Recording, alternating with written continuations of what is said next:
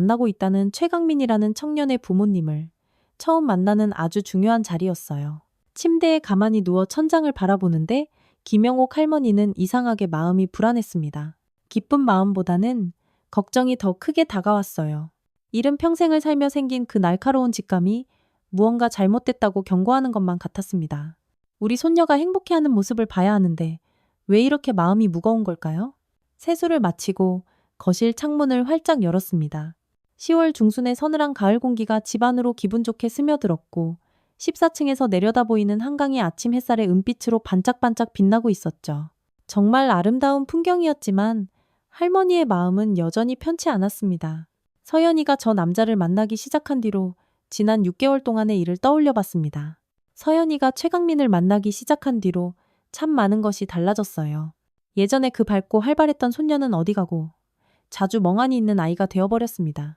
웃음소리도 예전 같지 않았고 무엇보다 건강이 눈에 띄게 나빠진 것 같았어요. 부엌으로 향하며 김영옥 할머니는 또리를 불렀습니다. 또리는 서연이가 중학생 때부터 키운 강아지였어요. 갈색과 흰색 털이 섞인 중형견으로 올해 벌써 10살이 되었죠. 사람으로 치면 70이 넘은 나이지만 여전히 건강하고 활발했습니다. 또리는 성격이 온순하고 사람을 참 잘 따랐습니다. 지금까지 단 한 번도 누구에게든 짖거나 싫은 내색을 한 적 없이 꼬리만 살랑살랑 흔들던 녀석이었죠. 그런 또리가 최강민만 보면 완전히 돌변했습니다. 으르렁거리며 잔뜩 경계하고 때로는 공격적인 자세까지 취했으니까요. 또리야, 왜 그러니? 할머니는 또리의 머리를 쓰다듬으며 중얼거렸습니다. 10년 넘게 키운 또리가 그런 반응을 보인 건 정말 처음이었습니다. 걔는 사람보다 더 예민하다던데 혹시 또리가 뭔가를 알고 있는 건 아닐까요? 하지만 서연이는 아유 할머니, 또리가 질투하나 바라며 대수롭지 않게 웃어넘겼습니다. 최강민도 강아지들이 가끔 그럴 수 있어요 라고 말했지만 김영옥 할머니는 그의 눈빛에서 순간적으로 스치는 차가운 기색을 놓치지 않았습니다. 또리는 지금도 거실을 불안하게 서성거리고 있었습니다. 평소와는 완전히 다른 행동이었어요. 마치 오늘 무슨 일이 일어날 것을 미리 알고 있는 것만 같았습니다. 부엌에서 아침 식사를 준비하며 할머니는 서연이의 지난 몇 년을 되돌아보았습니다. 서연이의 부모님이 불의의 교통사고로 세상을 떠난 것은 벌써 8년 전이었습니다. 당시 대학생이었던 서연이는 눈 깜짝할 사이에 고아가 되었고 할머니인 김영옥 씨가 후견인이 되어 함께 살기 시작했죠. 부모님이 남긴 재산은 상당했습니다. 강남의 아파트 3채와 상가 건물, 그리고 주식과 현금까지. 평생을 근검절약하며 살아온 김영옥 할머니는 그 재산을 아주 조심스럽게 관리했습니다. 부동산 가격이 크게 오르고 주식도 꾸준히 수익을 내면서 이제는 수십억 원대의 자산이 되었죠. 서연이는 착하고 순진한 아이였습니다. 부모님을 잃은 큰 슬픔에도 불구하고 할머니를 걱정시키지 않으려고 애쓰는 효녀였어요. 돈에는 별 관심이 없어서 모든 것을 할머니가 알아서 관리하고 있었습니다. 서연이는 그저 할머니가 알아서 하세요라고 말할 뿐이었죠. 그런 서연이가 6개월 전부터 갑자기 달라지기 시작했습니다. 바로 최강민이라는 남자를 만나면서부터였어요. 처음에는 연애를 시작한 설렘 때문이라고 생각했습니다. 서연이에게는 조금 늦게 찾아온 첫사랑이었으니까요. 할머니, 강민 오빠가 그러는데 결혼하면 제 재산도 정리해야 한대요. 서연이가 어느 날 이런 말을 했을 때 김영옥 할머니는 깜짝 놀랐습니다. 이제 겨우 만난 지 몇 달 된 남자가 벌써부터 재산 이야기를 꺼낸다는 게 너무 이상했어요. 보통 젊은 연인들이 나누는 대화는 아니었으니까요. 아니, 그 청년이 내 재산에 대해 어떻게 안다니? 제가 얘기했어요. 오빠가 궁금해하길래요. 결혼 생각하고 있으니까 서로 솔직해야 한다고 하더라고요. 김영옥 할머니는 더욱 의심스러워졌습니다. 진정한 사랑이라면 상대방의 재산보다는 사람 그 자체에 관심을 가져야 하는 것 아닐까요? 그리고 서연이가 최근 들어 자주 멍하니 있는 모습도 계속 마음에 걸렸습니다.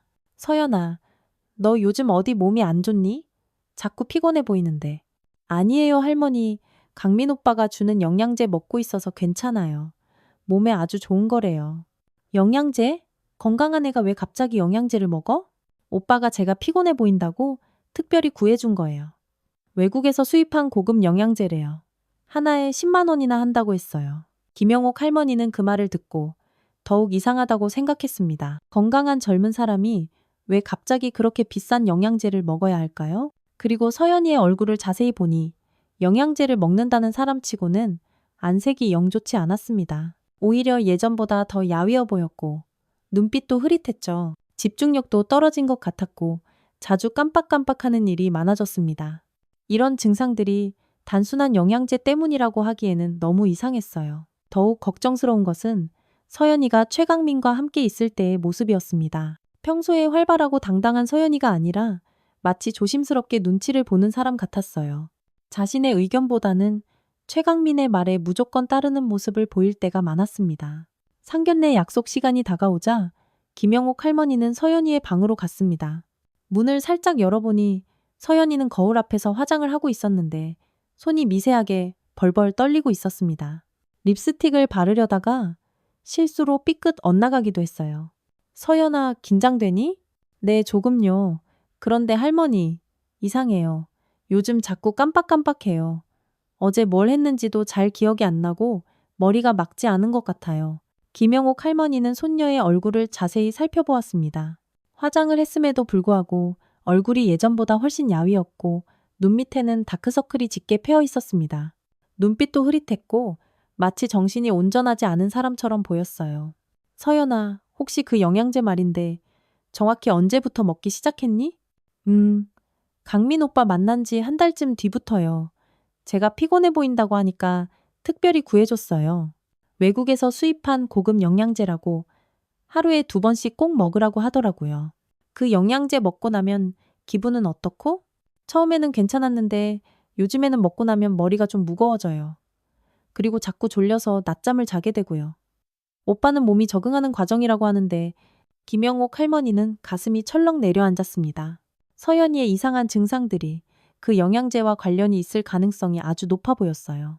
정상적인 영양제라면 이런 부작용이 나타날 리가 없었습니다. 서연아, 그 영양제 어디 있니? 할머니 한번 보여줄래? 방에 있어요. 잠깐만요. 서연이가 서랍에서 꺼낸 영양제 병을 보고 김영옥 할머니는 더욱 의심스러워졌습니다. 겉보기에는 그럴듯한 외국 제품 같았지만 성분표가 영어로만 쓰여 있어서 정확히 무엇인지 알 수 없었어요. 그리고 제조회사 이름도 들어본 적이 없는 생소한 회사였습니다. 서연아, 이거 어디서 구한 거라고 했지?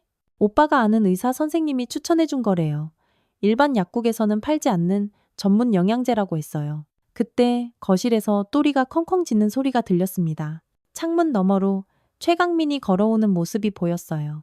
약속 시간보다 무려 30분이나 일찍 온 것이었습니다. 또리는 평소와 다르게 격렬하게 짖으며 현관문 앞에서 서성거렸습니다. 온몸에 털이 곤두서 있었고 마치 위험한 적이 쳐들어온다고 경고하는 것 같았어요. 김영옥 할머니는 또리의 이런 반응을 본 적이 없었습니다. 왜 이렇게 일찍 왔을까? 할머니는 시계를 보며 중얼거렸습니다. 뭔가 이상하다는 느낌을 도저히 지울 수가 없었어요. 최강민이 일찍 온 데에는 분명 다른 이유가 있을 것 같았습니다.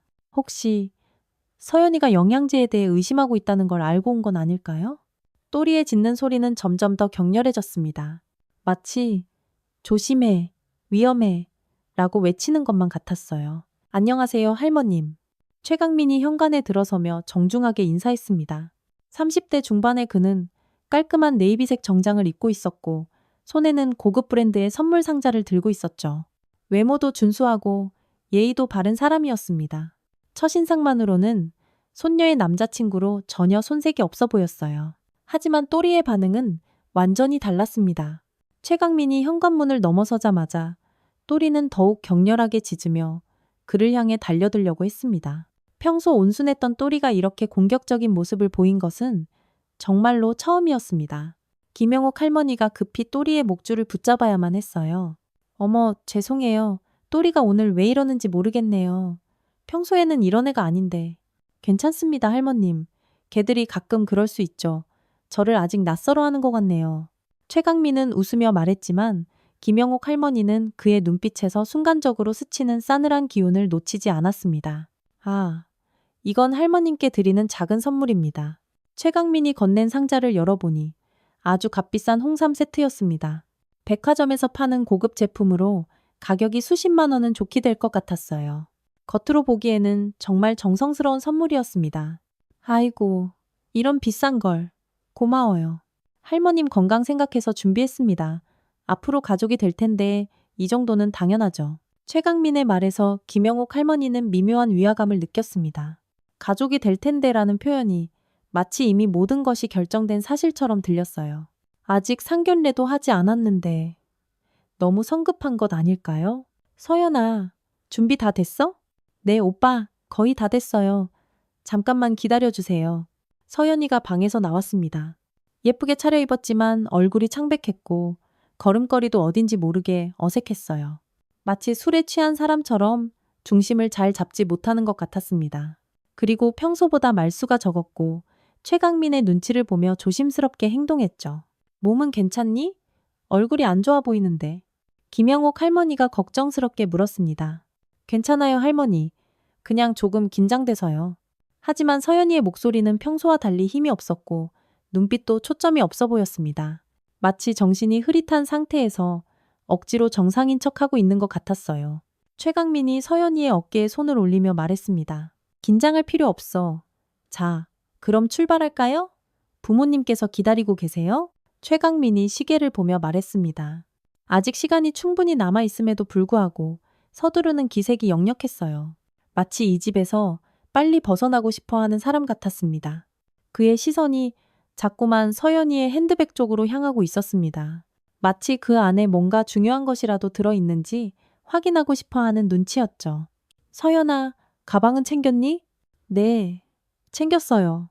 서연이가 핸드백을 들자 최강민의 표정이 순간 긴장되는 것을 김영옥 할머니가 포착했습니다. 왜 저렇게 서연이의 가방에 신경을 쓰는 걸까요? 가방 좀 볼 수 있을까? 상견례에 필요한 거 빠진 게 없나? 할미가 한번 확인해보자. 김영옥 할머니가 말하자 최강민이 재빨리 끼어들었습니다. 괜찮을 거예요, 할머님. 서연이가 다 알아서 준비했을 테니까요. 어서 가시죠. 최강민의 서두르는 모습이 더욱 의심스러웠습니다. 또리는 집에 두고 가야겠네. 식당에 걔를 데리고 갈 수는 없으니까. 김영옥 할머니가 말하자 최강민의 표정이 눈에 띄게 밝아졌습니다. 마치 또리가 없어지는 것을 반기는 듯한 표정이었어요. 네, 그게 좋겠어요. 또리한테는 미안하지만 서연이가 또리에게 다가가 머리를 쓰다듬었습니다. 또리야, 집 잘 지키고 있어. 금방 돌아올게. 하지만 또리는 서연이를 놓아주려 하지 않았습니다. 계속해서 서연이의 옷자락을 물고 늘어졌어요. 마치 가지마. 위험해. 라고 말하는 것 같았습니다. 또리가 이상하네. 평소엔 이렇게 안 하는데. 서연이가 당황하자 최강민이 짜증스럽다는 듯이 말했습니다. 그냥 두고 가요. 걔가 사람이래 왜 이렇게 참견인지. 최강민의 말투가 평소보다 차갑게 변한 것을 김영옥 할머니는 놓치지 않았습니다. 그는 또리를 그저 방해되는 존재로 생각하고 있는 것 같았어요. 자, 그럼 정말 출발해야겠어요. 부모님께서 기다리시니까요. 최강민이 서연이의 팔을 잡고 현관문으로 향했습니다. 세 사람이 집을 나서 엘리베이터를 기다리는 동안 또리는 현관문 너머에서 계속해서 짖고 있었습니다. 평소에는 가족이 외출할 때 조용히 기다리던 또리가 이렇게 격렬하게 반응한 적은 단 한 번도 없었어요. 마치 무슨 일이라도 일어날 것을 예감하고 있는 것만 같았습니다. 또리가 오늘 정말 이상하네. 서연이가 걱정스럽게 중얼거렸습니다. 엘리베이터 안에서도 또리의 짖는 소리가 희미하게 들려왔습니다. 걔들이 가끔 그래요.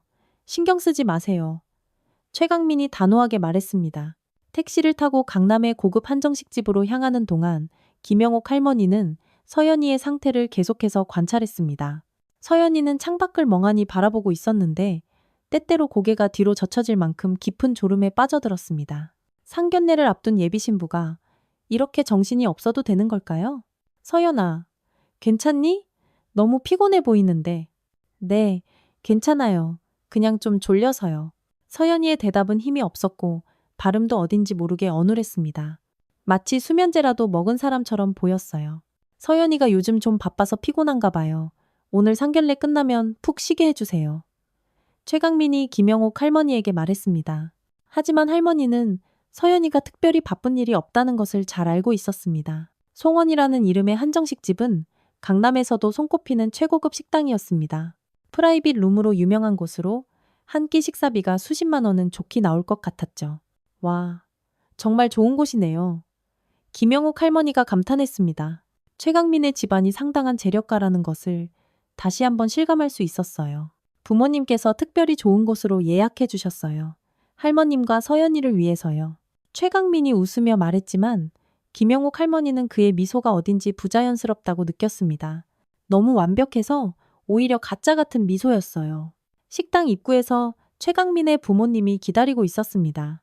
50대 후반으로 보이는 부부였는데 역시나 품격 있게 차려입고 있었죠. 최강민의 아버지는 제약회사 사장이라고 했고 어머니는 대학 교수라고 했습니다. 안녕하세요.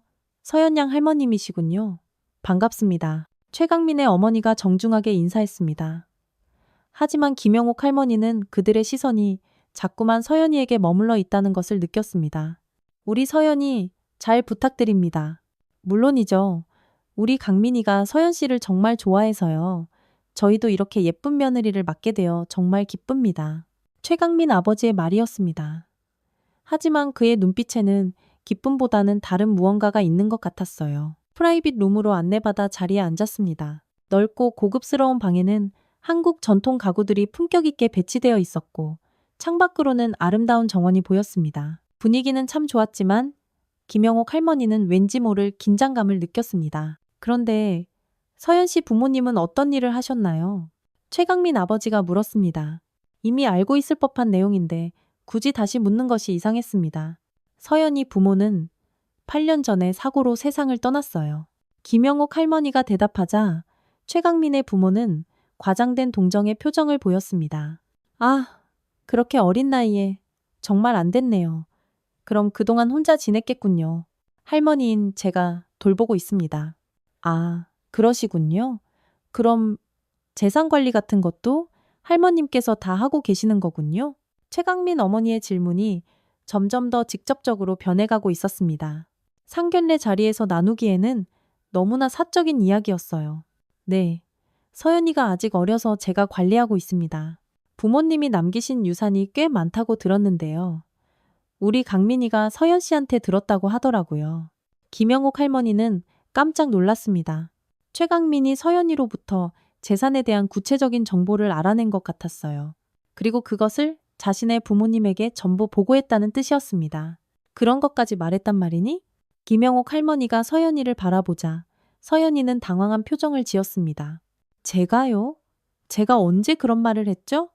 기억이 안 나는데 서연이의 반응이 이상했습니다. 자신이 한 말을 전혀 기억하지 못한다는 것이었어요. 서연아, 나랑 재산 이야기 한 적 있잖아. 최강민이 서연이에게 말했습니다. 하지만 서연이는 여전히 기억이 나지 않는다는 표정이었습니다. 정말 기억이 안 나요. 요즘 자꾸 깜빡깜빡해서 결혼을 앞두고 있으니 서로 솔직해야죠. 재산 문제는 중요한 거니까요. 최강민 아버지가 말했습니다. 그의 말투는 결혼이 이미 확정된 사실인 것처럼 전제하고 있었어요. 아직 결혼이 확정된 건 아니지 않습니까? 김영옥 할머니가 조심스럽게 물었습니다. 물론 할머님 허락을 받아야겠지만 저희는 이미 마음을 정했습니다. 서연 씨도 그렇고요. 최강민이 서연이의 손을 잡으며 말했습니다. 하지만 서연이는 그 손길이 불편한 듯 몸을 살짝 움츠렸습니다. 음식이 나오기 시작했습니다. 정말 고급스러운 한정식이었지만 분위기는 점점 더 어색해져 갔습니다. 최강민 가족들의 질문은 계속해서 재산과 관련된 내용으로 이어졌어요. 상견례 자리에서 이렇게 노골적으로 재산 이야기를 하는 것이 과연 예의에 맞는 일일까요? 그때 서연이가 갑자기 얼굴이 창백해지며 자리에서 일어났습니다. 죄송해요. 화장실 좀 다녀와도 될까요? 갑자기 속이 좀... 어머, 괜찮니 서연아? 김영옥 할머니가 걱정스럽게 물었습니다. 네, 괜찮아요. 금방 다녀올게요. 서연이가 핸드백을 들고 화장실로 향했습니다.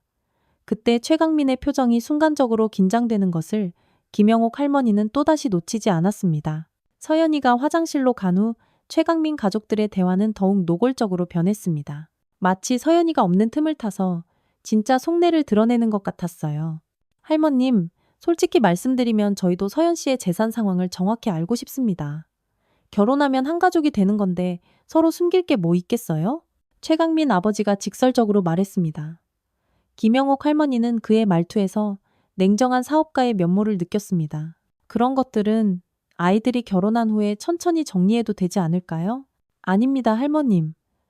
요즘 세상에는 혼전재산 계약서 같은 것도 쓰잖아요. 미리 정리해두는 게 좋습니다. 최강민 어머니가 거들었습니다.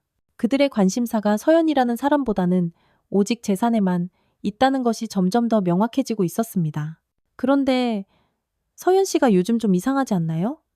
멍하니 있을 때가 많고 집중력도 떨어져 보이고 최강민이 마치 걱정하는 척하며 말했습니다. 그러게요. 혹시 스트레스 때문인가요? 김영옥 할머니가 반문하자 최강민이 대답했습니다. 아마 결혼 준비 때문에 피곤해서 그런 것 같아요. 제가 몸에 좋은 영양제를 구해서 먹이고 있거든요. 영양제요? 네, 외국에서 수입한 고급 제품이에요. 정신적 스트레스 완화에 특히 좋다고 해서요. 김영옥 할머니는 그 말을 듣고 뭔가 확 잘못됐다는 느낌을 강하게 받았습니다. 서연이의 이상한 증상들이 시작된 시기와 그가 말한 영양제를 먹기 시작한 시기가 정확히 일치했어요. 어떤 성분의 영양제인지 알 수 있을까요? 복합 비타민과 미네랄 성분입니다. 의사 처방으로만 구할 수 있는 전문 영양제라서 일반인들은 잘 모르실 거예요. 최강민의 설명은 너무나 모호했습니다. 구체적인 성분이나 제조 회사에 대해서는 명확히 말하지 않았죠. 그때였습니다. 화장실 쪽에서 와장창 하는 큰 소리가 들렸습니다. 뭔가 떨어지는 소리와 함께 서연이의 작은 비명소리가 났어요. 어머나, 무슨 일이지? 김영옥 할머니가 자리에서 일어나려 하자 최강민이 재빨리 말했습니다. 제가 가볼게요. 할머님은 여기 앉아 계세요. 하지만 김영옥 할머니는 이미 자리를 박차고 일어나고 있었습니다. 손녀에게 무슨 일이 생겼는지 직접 확인해야만 했어요. 화장실 앞에 도착하니 서연이가 바닥에 쪼그리고 앉아 흩어진 물건들을 주워 담고 있었습니다. 핸드백을 바닥에 떨어뜨리면서 안에 내용물들이 모두 쏟아져 나온 것 같았어요. 서연아, 괜찮니? 네, 할머니, 그냥 가방을 떨어뜨렸어요. 갑자기 어지러워서. 김영옥 할머니가 서연이를 도와 물건들을 주워 담으려다가 숨을 멈췄습니다. 핸드백에서 나온 물건들 중에 너무나 이상한 것들이 섞여 있었기 때문입니다. 작은 약병 몇 개와 함께 서연이의 이름으로 된 서류 뭉치가 있었습니다. 그 중 하나는 유언장 초안이라고 적힌 문서였고 다른 하나는 재산 이전 동의서 같은 법률 문서였습니다. 서연아, 이게 다 뭐니? 김영옥 할머니가 그 서류들을 들어보이자 서연이는 완전히 혼란스러운 표정을 지었습니다. 이상해요. 제가 왜 이런 걸 가지고 있죠? 전혀 기억이 안 나는데? 그때 최강민이 화장실로 허둥지둥 달려왔습니다. 서류들을 본 그의 얼굴이 순간 돌처럼 굳어졌습니다. 아, 그건 제가 서연이한테 준 거예요. 결혼 전에 미리 준비해 두라고요. 유언장이요? 이제 겨우 28살인 건강한 아이가 왜 유언장을 써야 합니까? 김영옥 할머니의 날카로운 질문에 최강민이 당황하며 대답했습니다. 요즘 젊은 사람들도 만일의 경우를 대비해서 유언장을 쓰기도 하잖아요. 그냥 참고용으로. 하지만 김영옥 할머니는 그의 설명이 전혀 납득되지 않았습니다. 그리고 서연이가 자기 자신도 모르게 이런 중요한 서류들을 가지고 다니고 있다는 것이 더욱더 이상했어요. 그때였습니다. 갑자기 식당 밖에서 개 짖는 소리가 들려왔습니다. 너무나 익숙한 목소리였어요. 바로 또리의 목소리였습니다. 하지만 집에서 여기까지는 차로 30분이나 걸리는 거리인데 또리가 어떻게 여기까지 올 수 있었을까요? 어머, 저 소리 또리 목소리 같은데? 김영옥 할머니가 창문 쪽을 바라보며 중얼거렸습니다. 정말로 또리가 식당 입구 쪽에서 짖고 있는 소리였습니다. 그 소리는 평소의 짖음과는 달랐습니다. 훨씬 더 절박하고 간절하게 들렸어요. 마치 도와주세요. 서연이가 위험해요. 라고 외치는 것 같았습니다. 에이, 설마요, 할머님. 또리가 여기까지 어떻게 와요? 최강민이 당황한 기색으로 말했습니다. 하지만 그의 얼굴에는 불안감이 역력했습니다. 평소의 온화한 미소는 완전히 사라지고 이마에는 식은땀이 송골송골 맺혀 있었어요. 마치 자신의 계획에 예상치 못한 변수가 생긴 것을 두려워하는 사람처럼 보였습니다. 최강민의 부모님도 불안한 기색을 감추지 못했습니다. 특히 최강민 아버지는 시계를 자꾸 보며 초조해했죠. 혹시 우리 계획에 차질이 생기는 건 아니겠지? 최강민 어머니가 작은 목소리로 아들에게 묻는 것을 김영옥 할머니는 똑똑히 들었습니다. 계획이라니 도대체 무슨 계획을 말하는 걸까? 그때 식당 직원이 당황한 기색으로 프라이빗 룸으로 들어왔습니다. 죄송합니다. 밖에 개 한 마리가 있는데 계속 짖으면서 안으로 들어오려고 해서요. 다른 손님들께서 시끄럽다고 불평하고 계십니다. 혹시 손님들 중에 기르시는 개인가요? 아닙니다. 저희와는 상관없는 개인 것 같은데요. 최강민이 재빨리 대답했습니다. 하지만 김영옥 할머니와 서연이는 서로 눈을 마주쳤습니다. 정말 또리가 여기까지 온 것이었습니다. 아니에요. 제 개예요. 잠깐만요. 김영옥 할머니가 자리에서 일어나자 최강민이 다급하게 말했습니다. 아니에요, 할머님. 제가 나가서 확인해 볼게요. 할머님은 여기서 편히 계세요. 하지만 김영옥 할머니는 이미 문으로 향하고 있었습니다. 또리가 어떻게 여기까지 왔는지, 그리고 왜 이렇게 필사적으로 자신들을 찾아왔는지 반드시 알아야 했습니다. 10년 넘게 함께한 동물의 간절한 신호, 그리고 이른 평생의 직감이 이것이 단순한 우연이 아니라고 말하고 있었습니다. 식당 입구로 나가보니 정말로 또리가 있었습니다. 온몸의 털은 흙먼지로 지저분했고 숨을 헐떡이는 것으로 보아 아주 먼 길을 달려온 것 같았어요. 발바닥 사이에는 피가 맺혀 있었고 평소보다 훨씬 야위어 보였습니다. 또리는 김영옥 할머니를 보자마자 달려와서 다리에 머리를 비비며 안절부절 못했습니다. 또리야, 세상에 어떻게 여기까지 왔어? 집에서 여기까지가 얼마나 먼데 혼자서 얼마나 무서웠을까. 김영옥 할머니의 목소리에는 걱정과 미안함이 뒤섞여 있었습니다. 또리는 계속해서 식당 안으로 들어가려고 했습니다. 마치 서연이를 찾고 있는 것 같았어요. 그리고 무언가 아주 급한 일이 있다는 듯이 계속해서 지저댔습니다. 그 짖는 소리에는 찢어질 듯한 절박함이 묻어 있었죠. 또리가 뭔가 이상해요. 평소에는 절대 이렇게 안 하는데. 서연이가 밖으로 나와서 또리를 보며 말했습니다. 또리는 서연이를 보자마자 더욱 격렬하게 반응했습니다. 서연이의 다리에 머리를 비비며 낑낑대는 울음소리를 냈어요. 마치 왜 이런 위험한 사람들이랑 같이 있어. 빨리 집으로 가자 라고 말하는 것 같았습니다. 그때 또리가 서연이의 핸드백 쪽으로 달려가더니 그것을 입으로 물고 마구 흔들기 시작했습니다. 평소 얌전했던 또리의 이런 행동은 정말 이상하고 놀라운 것이었습니다. 또리야, 왜 그래? 가방을 왜? 그 순간 또리가 핸드백을 너무 세게 물어뜯는 바람에 가방이 열리면서 안의 내용물들이 다시 한번 바닥에 쏟아졌습니다. 아까 화장실에서와 똑같은 상황이었어요. 하지만 이번에는 더 많은 사람들이 그 장면을 보고 있었습니다. 최강민과 그의 부모님도 밖으로 나와 있었죠. 바닥에 흩어진 서류들을 보고 그들의 표정이 싸늘하게 굳어졌습니다. 특히 유언장 초안과 재산 이전 동의서가 눈에 띄자 최강민 아버지의 얼굴이 하얗게 질렸습니다. 이게 뭐죠? 왜 서연 씨가 이런 서류를 가지고 다니는 겁니까? 최강민 아버지가 유언장 초안을 집어들며 물었습니다. 그의 목소리에는 당황함과 분노가 섞여 있었어요. 아, 그건 그냥 참고용으로 준비한 거예요. 결혼 전에 미리 정리해두면 좋다고 해서. 최강민이 서둘러 설명했지만 김영옥 할머니는 이제 모든 것을 확신했습니다. 여기에는 거대한 음모가 있다는 것을, 그리고 또리가 그것을 모두 알고 있었다는 것을요. 또리는 계속해서 그 서류들 주위를 맴돌며 짖었습니다. 마치 이게 증거야. 이것들이 위험한 거라고. 빨리 알아채란 말이야. 라고 외치는 것 같았습니다. 그리고 최강민을 향해서는 이빨을 드러내고 으르렁거리며 위협적인 자세를 취했죠. 할머니, 우리 집으로 돌아가요. 서연이가 단호하게 말했습니다. 또리의 필사적인 행동과 지금까지의 이상한 일들을 종합해보니 더 이상 이 자리에 있어서는 안 될 것 같았어요. 이른 평생의 경험과 직감이 최고 수준의 위험을 경고하고 있었습니다. 어머님, 아직 식사도 제대로 못 하셨는데 이렇게 가시면 저희가 너무 죄송합니다. 최강민 어머니가 만류했지만 김영옥 할머니는 마음을 바꾸지 않았습니다. 오히려 자신들을 붙잡으려 하는 그들의 모습이 더욱 의심스러웠습니다. 서연이가 몸이 안 좋아 보여서요. 집에서 쉬게 해주고 싶습니다. 정말로 서연이의 상태는 좋지 않았습니다. 얼굴은 창백했고 걸음걸이도 휘청거렸어요. 마치 술에 취한 사람처럼 보였는데 술은 한 방울도 마시지 않았습니다. 그럼 저도 함께 가겠습니다. 두 분을 집까지 안전하게 모셔드려야죠? 최강민이 말했지만 김영옥 할머니는 단호하게 고개를 저었습니다. 오늘은 서연이와 둘이서 조용히 지내고 싶네요.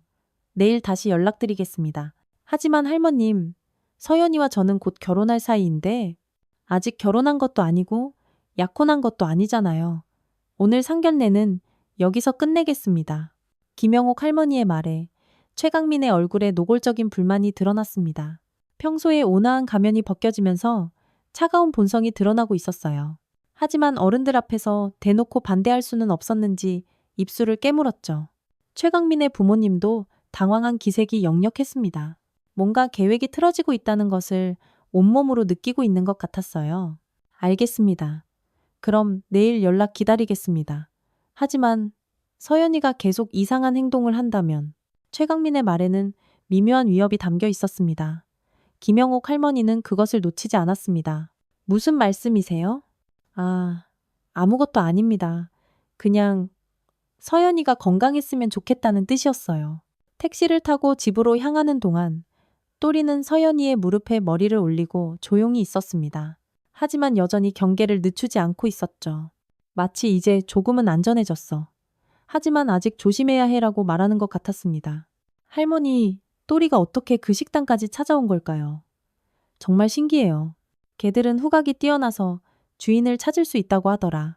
하지만 그보다 더 중요한 건 김영옥 할머니는 서연이의 핸드백을 바라보며 말했습니다. 네가 가지고 있던 그 서류들이야. 넌 정말로 기억이 안 나니? 전혀요. 제가 언제 그런 걸 준비했는지, 그리고 왜 유언장을 써야 하는지도 모르겠어요. 저는 아직 젊은데 미나의 대답에 김영옥 할머니는 더욱 확신했습니다. 최강민이 서연이의 정신을 흐리게 하는 약물을 먹이고 그 사이에 중요한 서류들을 작성하도록 유도했을 가능성이 아주 높았습니다. 서연아, 혹시 그 영양제를 먹고 난 후에 뭔가 했던 일들이 기억 안 나는 경우가 있었니? 네, 가끔 있었어요. 강민 오빠랑 만났던 날들 중에 기억이 통째로 없는 시간들이 있어요. 몇 시간씩 뭘 했는지 모를 때가 있었거든요. 이것은 명백히 비정상적인 증상이었습니다. 건강한 젊은 사람이 몇 시간씩 기억을 잃는다는 것은 있을 수 없는 일이었어요. 집에 도착하자마자 김영옥 할머니는 서연이를 소파에 앉히고 진지하게 말했습니다. 서연아, 솔직하게 말해줘.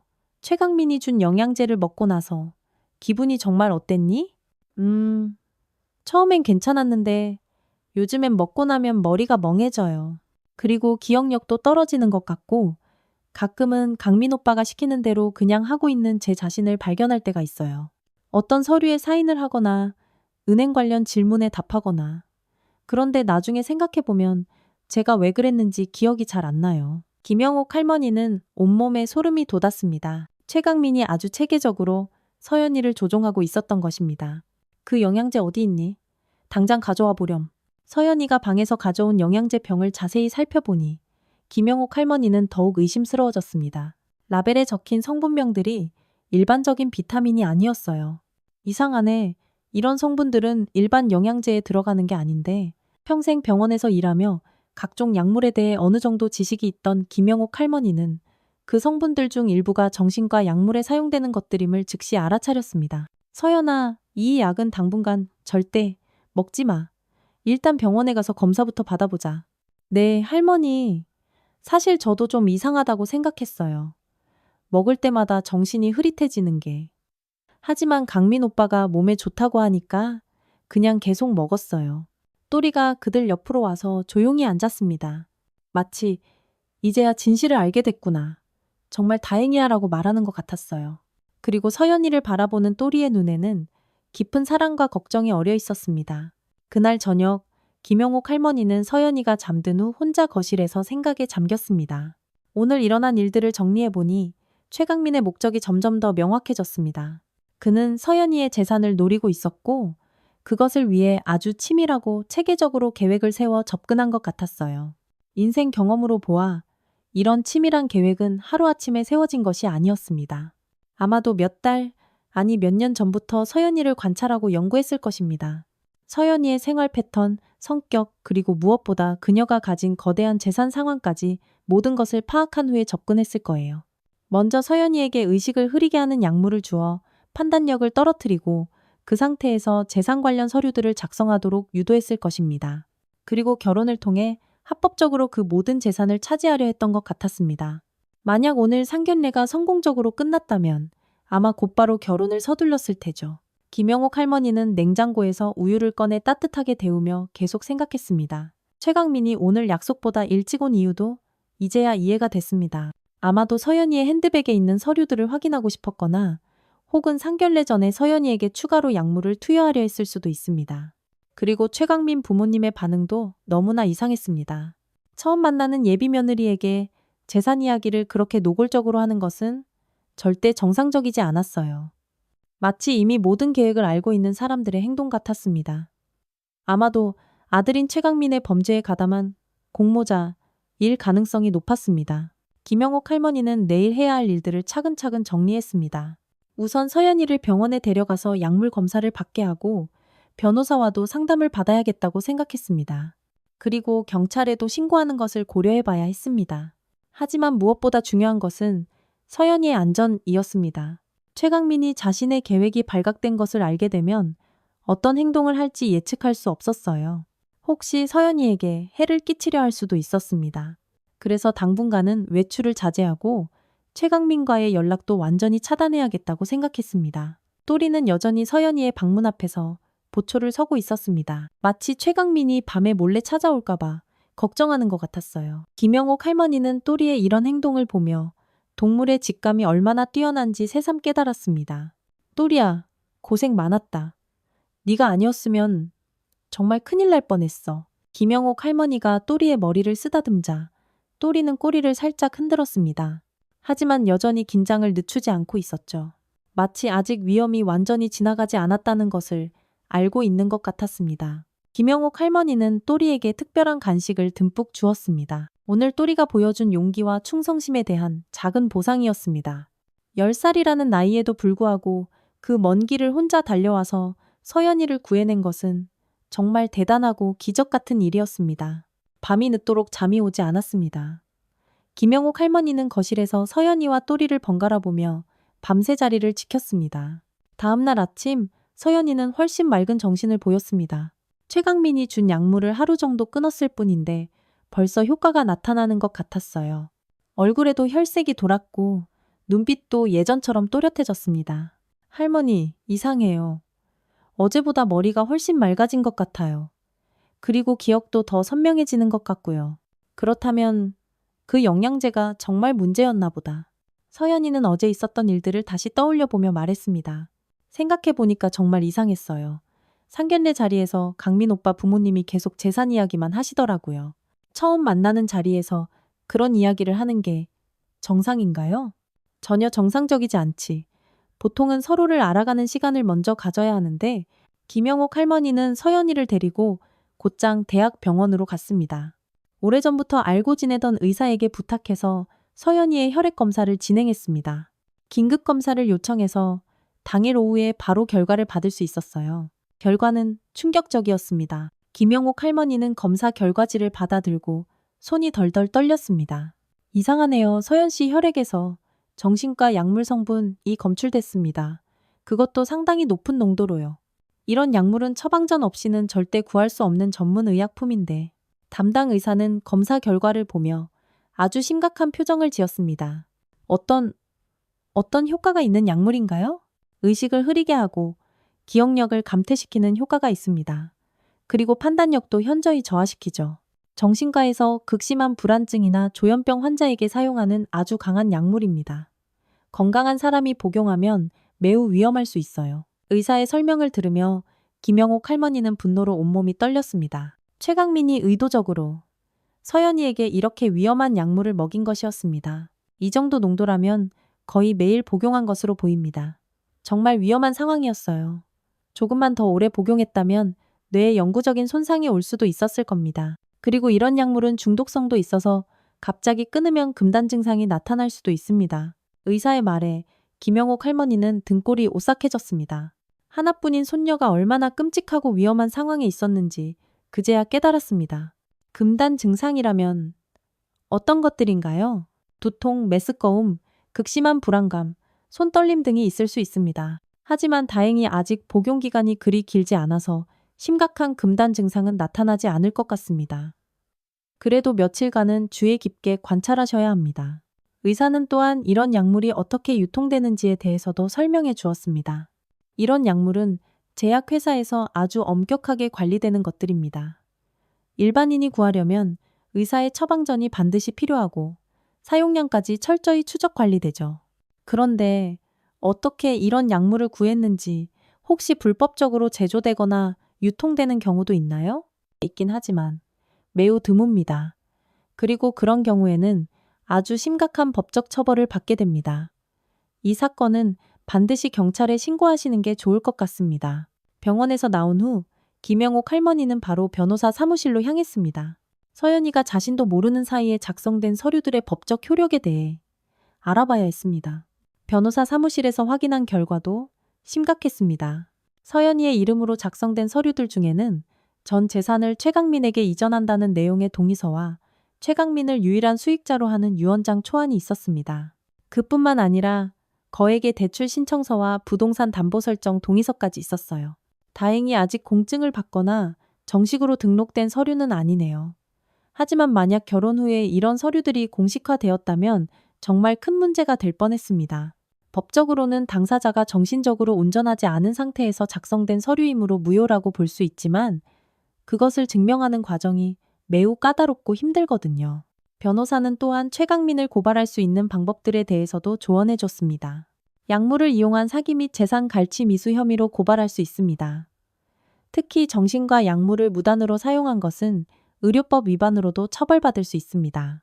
그리고 만약 이런 약물을 불법적으로 제조하거나 유통했다면 마약류 관리법 위반으로도 아주 무겁게 처벌받게 됩니다. 변호사는 추가로 서연이의 재산을 보호하기 위한 방법들도 제안했습니다. 당분간은 모든 재산 관련 거래를 중단하시고 은행에도 사정을 설명해서 보안을 최고 수준으로 강화하시는 게 좋겠습니다. 그리고 서연 씨 명의로 작성될 수 있는 모든 서류에 대해서도 각별히 주의하셔야 합니다. 김영옥 할머니는 곧바로 경찰서로 향했습니다.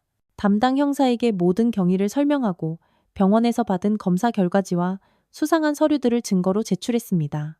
이건 정말 교묘하고 악질적인 수법이네요. 요즘 이런 식으로 상속녀들을 노리는 사기 사건들이 늘고 있습니다. 특히 부모를 잃고 혼자 사는 젊은 여성들을 표적으로 삼는 경우가 많습니다. 형사는 최강민에 대한 조사를 즉시 시작하겠다고 약속했습니다. 그리고 서연이의 안전을 위해 당분간 외출을 자제하고 가능하면 다른 곳에 피신해 있으라고 조언했습니다. 이런 사건의 가해자들은 자신의 계획이 발각되면 예측할 수 없는 행동을 할 수 있습니다. 특히 큰 금액이 걸린 사건이라면 더욱 위험할 수 있습니다. 집으로 돌아온 김영옥 할머니와 서연이는 그동안의 일들을 차근차근 정리해봤습니다. 서연이는 약물의 효과가 빠지면서 점점 더 많은 것들을 기억해내기 시작했습니다. 할머니, 이제 생각해보니까 강민 오빠가 이상한 질문들을 정말 많이 했어요. 할머니 통장 비밀번호나 부동산 관련 서류가 어디 있는지, 보험이나 주식은 얼마나 되는지 같은 것들이요. 그럴 때마다 넌 어떻게 대답했니?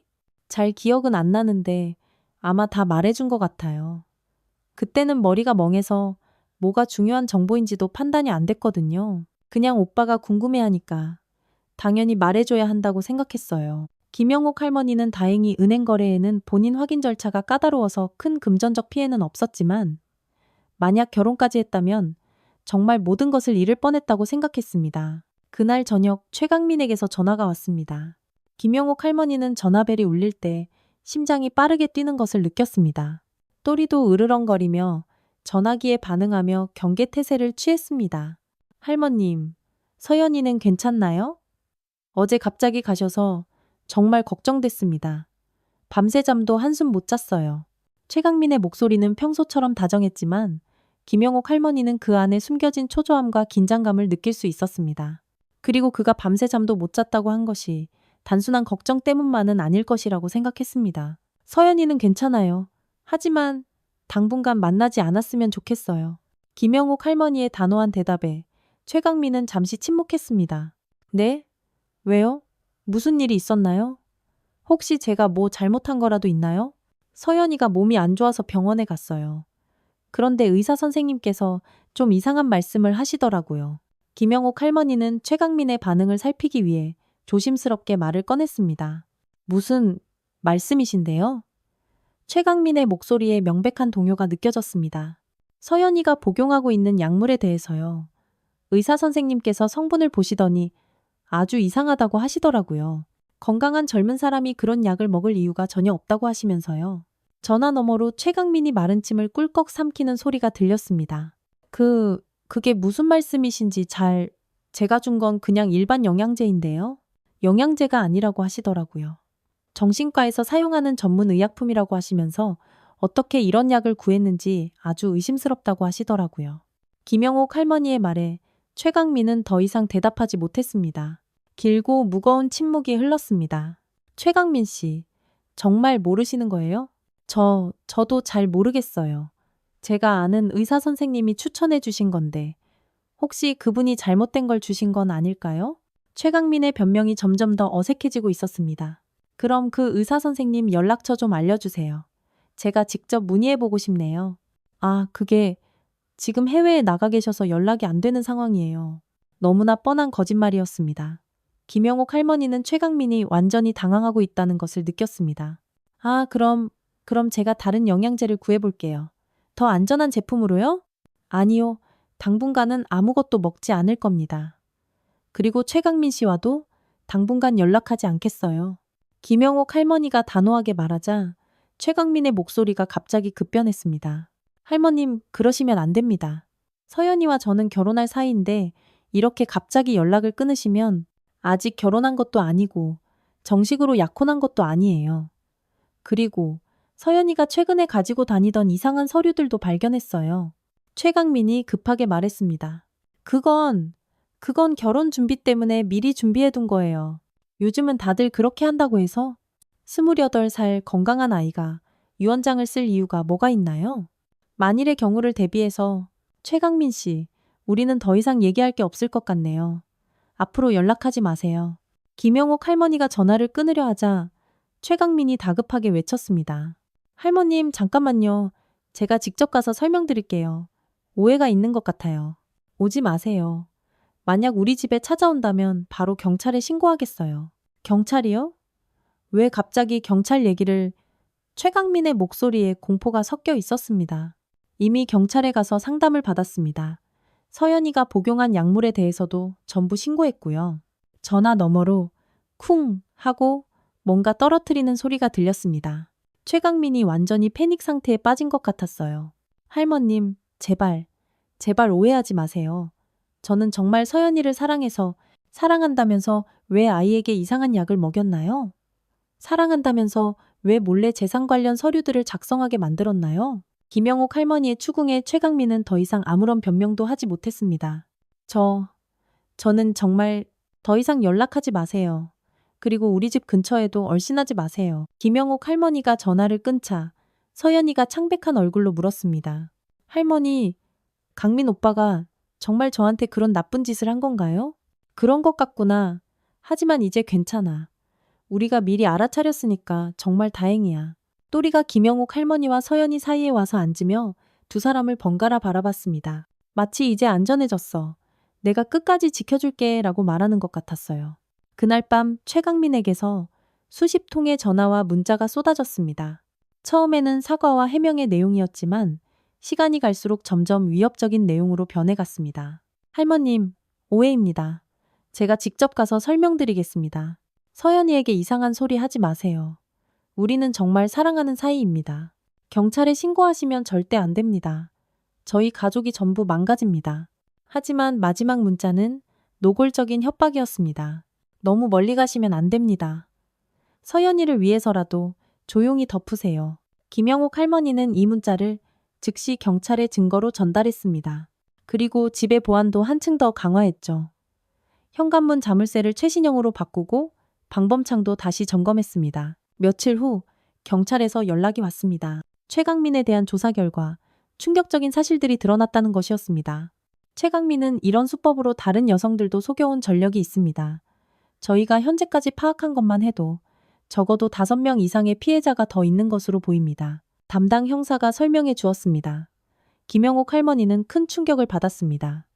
서연이뿐만 아니라 다른 여성들도 똑같은 피해를 당했다는 것이었습니다. 그 사람의 아버지가 운영하는 제약회사에서 불법적으로 정신과 약물을 제조해서 공급했던 것 같습니다. 이미 해당 회사에 대한 압수수색도 시작됐습니다. 그리고 최강민은 이런 범죄를 아주 조직적으로 저지르고 있었습니다. 형사는 최강민의 범죄 수법에 대해 자세히 설명해 주었습니다. 최강민은 먼저 부유한 독신 여성들을 물색합니다. 주로 부모를 잃고 혼자 사는 상속녀들을 표적으로 삼았죠. 그들의 재산 상황, 생활 패턴, 성격까지 몇 달에 걸쳐 철저히 조사한 후에 우연을 가장해서 접근합니다. 그 다음에는 연인 관계를 통해 신뢰를 얻은 후 건강을 걱정한다는 명목으로 약물을 투여합니다. 그 약물은 의식을 흐리게 하고 판단력을 떨어뜨리는 효과가 있었어요. 그 상태에서 재산 관련 서류들을 작성하도록 유도하거나 필요한 금융 정보들을 빼냈던 겁니다. 김영옥 할머니는 서연이가 얼마나 큰 위험에 빠져 있었는지 새삼 깨달았습니다. 만약 또리가 아니었다면, 만약 그날 상견례 자리에서 또리가 기적처럼 나타나지 않았다면 어떻게 됐을까요? 다른 피해자들은 어떻게 됐나요? 안타깝게도 2명은 이미 전 재산을 잃었습니다. 최강민과 결혼한 후에 모든 재산을 그에게 넘겨준 상태였죠. 그리고 1명은 약물 부작용으로 인해 지금도 정신과 치료를 받고 있습니다. 형사의 설명을 들으며 김영옥 할머니는 분노와 안도감이 동시에 밀려왔습니다. 분노는 최강민이 얼마나 악랄한 범죄자인지 알게 된 것에 대한 것이었고, 안도감은 서연이가 더 큰 피해를 당하기 전에 이 모든 것을 막을 수 있었다는 것에 대한 것이었습니다. 그런데 정말 신기한 게 또리가 그 식당까지 어떻게 찾아갔는지 모르겠어요. 집에서 식당까지 차로 30분이나 걸리는 거리인데 서연이가 말했습니다. 정말로 또리가 어떻게 그 길을 알았는지 신비할 정도였습니다. 걔들은 정말 신기한 능력이 있단다. 주인이 위험에 처하면 어떻게든 찾아간다고 하더라. 그리고 또리는 이미 최강민이 위험한 사람이라는 것을 처음부터 알고 있었던 것 같아. 김영옥 할머니는 또리를 바라보며 감탄했습니다. 최강민은 결국 체포되었습니다. 약물을 이용한 사기와 재산 갈취 미수, 그리고 무허가 의약품 제조 및 유통 혐의였습니다. 그의 아버지가 운영하던 제약회사도 즉시 폐쇄 조치를 받았고 범행에 가담했던 관련자들도 모두 체포되었습니다. 재판에서 최강민의 끔찍한 범죄 수법이 상세히 드러났습니다. 검사는 공소장에서 최강민의 범죄가 얼마나 계획적이고 악질적이었는지 설명했습니다.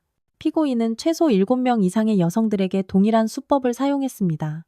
그중 3명은 실제로 전 재산을 잃었고 2명은 심각한 약물 부작용으로 인해 지금도 정신과 치료를 받고 있습니다. 검사의 공소장을 들으며 김영옥 할머니는 온몸에 소름이 돋았습니다. 정말이지 끔찍한 위험에서 벗어난 것이었습니다. 피고인의 범죄는 단순한 사기가 아닙니다. 피해자들의 정신을 조작하여 인격을 파괴하고 평생 모은 재산을 빼앗는 극악무도한 범죄입니다. 이런 범죄가 우리 사회에 미치는 파급 효과는 매우 심각합니다. 판사는 최강민에게 징역 15년을 선고했습니다. 그리고 피해자들에게 거액의 손해배상도 명령했죠. 또한 최강민의 아버지와 다른 공범들도 각각 무거운 형을 선고받았습니다. 재판이 끝난 후 김영옥 할머니와 서연이는 다른 피해자 가족들을 만났습니다. 모두들 비슷한 경험을 했고 또리의 이야기를 듣고 깊이 감동했습니다. 정말 부럽습니다. 저희에게도 또리 같은 강아지가 있었다면 한 피해자의 어머니가 눈물을 흘리며 말했습니다. 그 가족의 딸은 모든 재산을 잃고 지금도 힘겹게 정신과 치료를 받고 있었습니다. 김영옥 할머니는 그 어머니의 손을 잡고 위로하며 말했습니다. 이제라도 진실이 밝혀진 게 정말 다행이에요. 그리고 우리가 함께 힘을 모으면 다른 사람들이 이런 끔찍한 피해를 당하지 않도록 막을 수 있을 거예요. 재판이 끝난 후 김영옥 할머니와 서연이는 평범한 일상으로 돌아갔습니다. 서연이는 약물의 영향에서 완전히 벗어나 예전의 그 밝고 활발한 모습을 되찾았습니다. 얼굴에는 건강한 혈색이 돌았고 눈빛도 맑아졌죠. 무엇보다 잃었던 자신감을 되찾은 것이 가장 큰 변화였습니다. 할머니, 정말 또리가 아니었으면 우리 어떻게 됐을까요? 생각만 해도 너무 무서워요. 서연이가 또리를 꼭 껴안으며 말했습니다. 그래, 또리가 우리 가족을 구해준 거야. 서연이는 이 일을 계기로 다른 범죄 피해자들을 돕는 봉사활동에 참여하기 시작했습니다. 자신과 같은 피해를 당한 여성들에게 상담과 실질적인 도움을 주는 일이었죠. 지역사회센터에서 운영하는 사기 피해자 지원 프로그램에 자원봉사자로 참여했습니다. 제가 당한 일이 헛되지 않게 하고 싶어요. 다른 사람들은 저처럼 이렇게 위험한 일을 당하지 않도록 도와주고 싶어요. 서연이의 말에 김영옥 할머니는 가슴이 뭉클하며 자랑스러웠습니다.